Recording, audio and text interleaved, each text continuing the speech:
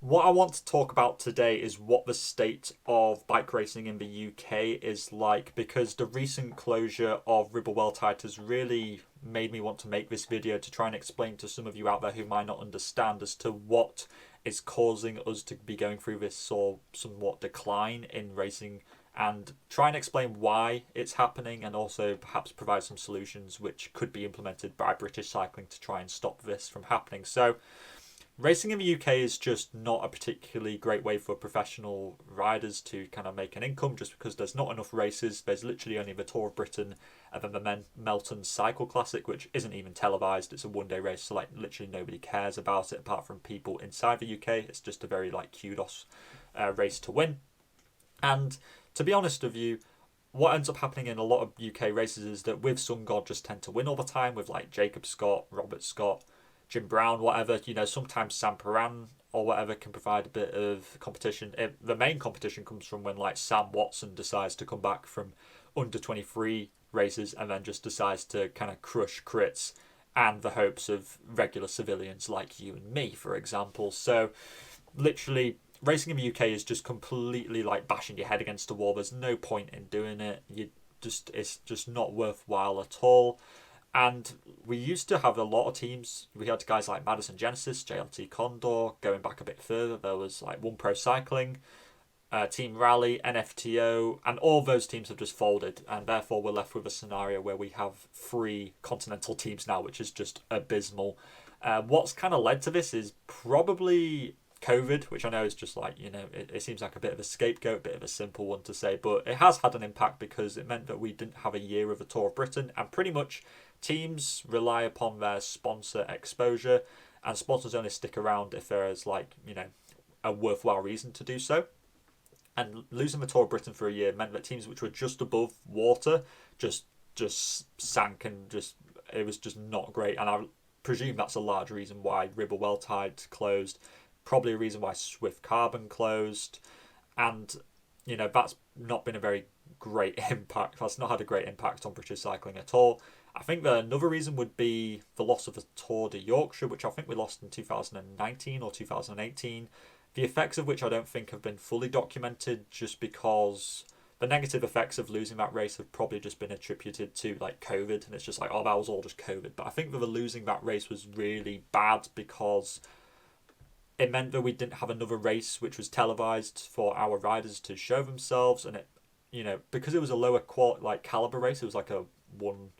It was like a 1.2 race or something like that. It meant that our continental riders had a great chance to put in a good result, show themselves in their best light, and potentially pick up a better contract with a more prestigious team. So losing that race was really, really detrimental. And I think the third reason is probably to do with the fact that young riders just don't see any point in staying in the UK to race. And honestly, I don't blame them at all. I think it makes so much more sense to go and race in like Belgium, Comesses, or Italy, Spain, France, whatever, because there's so much more exposure over there. You're more likely to get picked up by a scout for a better team.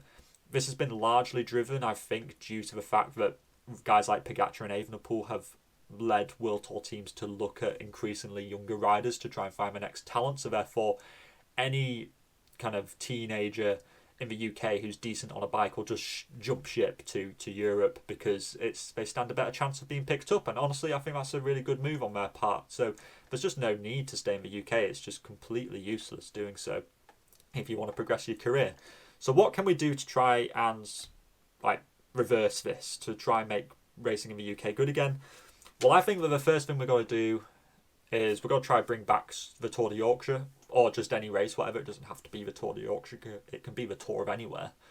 But I think that we got to try and do that, to try and get another race out there for our riders to show themselves.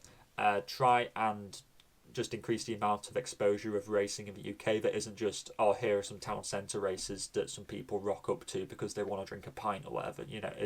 It's just really shit that's literally the state of racing in the UK. The second point is that British Cycling have got to allow riders to record their own race footage, which might seem pretty alien to you if you're not racing in the UK, because I presume a lot of countries are, and like America is, a lot of people in Europe are.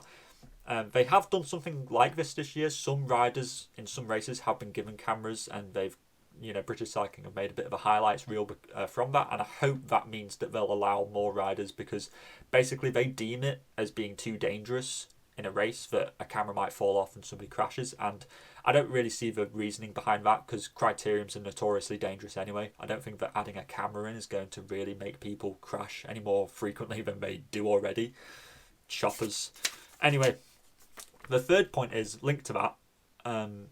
Again, British Cycling this year made a good step forward. They have live streamed races, like the some races, I think the crits and stuff, which is great. I think that's a brilliant step forward. But what they need to now do is give that footage to guys like me or other small content creators, and then we can create a bit of a highlights package from that, and then either we upload it or we give it back to British Cycling and they upload it on YouTube.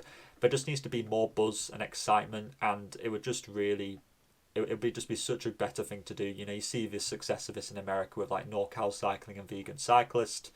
I don't see why this wouldn't work in the UK. I think that'll be a really low cost and potentially beneficial thing which British Cycling could allow, and it's literally all they need to do is just, give the footage to us. And then my fourth point is that I think that Ineos Grenadiers could have a large impact upon what racing in the UK is like.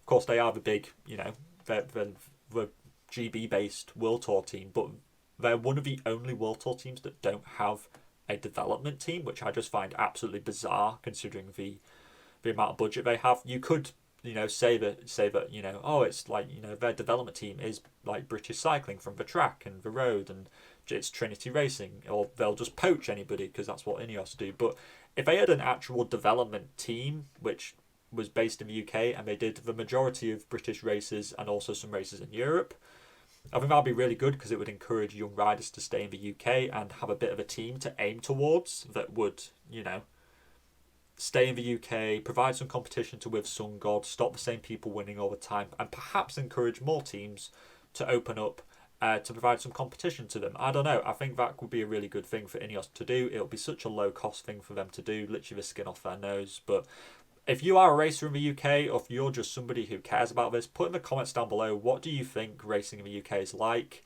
Do you agree or disagree with what I've said? And do you have any solutions? Because I think that British Cycling needs to try to get back to what it was pre-COVID. And I'm not quite sure how we're going to get there, but I believe that we absolutely can.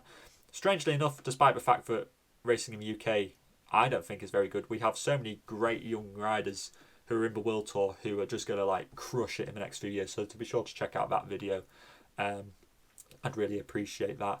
And yeah, be sure to stay safe out there, and I'll see you in the next video. Salut.